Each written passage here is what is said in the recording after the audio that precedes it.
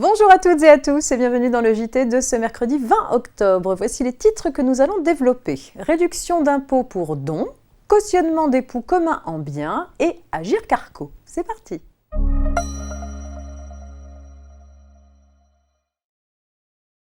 Afin de soutenir les clubs sportifs fermés pendant la crise sanitaire, certains de leurs membres ont volontairement renoncé au remboursement de leurs cotisations.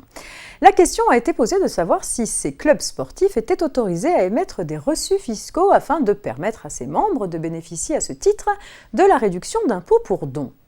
Le ministre de l'Économie a opposé une fin de non-recevoir. En effet, pour être éligible à la réduction d'impôts, les dons à des organismes d'intérêt général doivent être dépourvus de contrepartie, ce qui n'est pas le cas dans la situation évoquée puisqu'une partie des activités initialement prévues par l'association ont pu avoir lieu.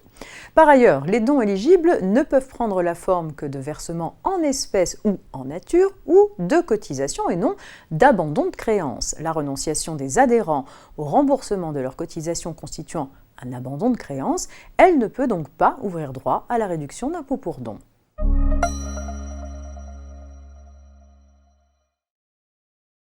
Et on poursuit avec une petite histoire de cautionnement d'époux communs en biens.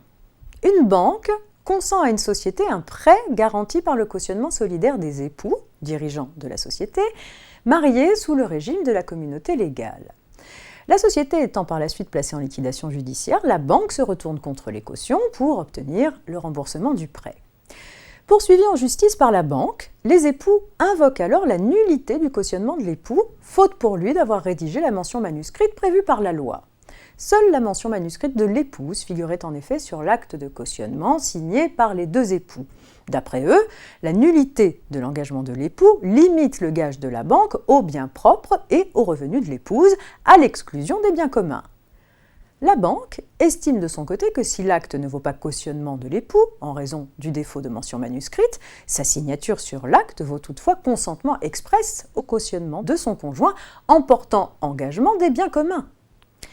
Ce sont pourtant les époux qui obtiennent gain de cause. Pour la Cour de cassation, lorsque les cautionnements d'époux communs en biens sont recueillis au sein du même acte pour garantir la même dette et que l'un des cautionnements est annulé, la seule signature au pied de cet engagement ne vaut pas consentement express au cautionnement de l'autre conjoint. Seuls les biens propres et les revenus de l'épouse sont donc saisissables par la banque, les biens communs demeurant à l'abri des poursuites.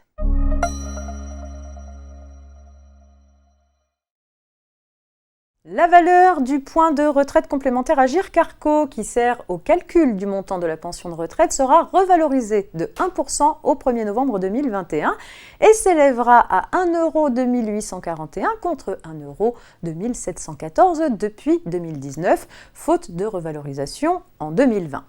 Par ailleurs, la valeur d'achat du point Agir Carco, qui permet de calculer le nombre de points acquis grâce aux cotisations versées pour l'année, sera revalorisée de 0,2% à compter du 1er janvier 2022 et passera à 17,4316 € pour l'exercice 2022 contre 17,3982 € depuis 2020.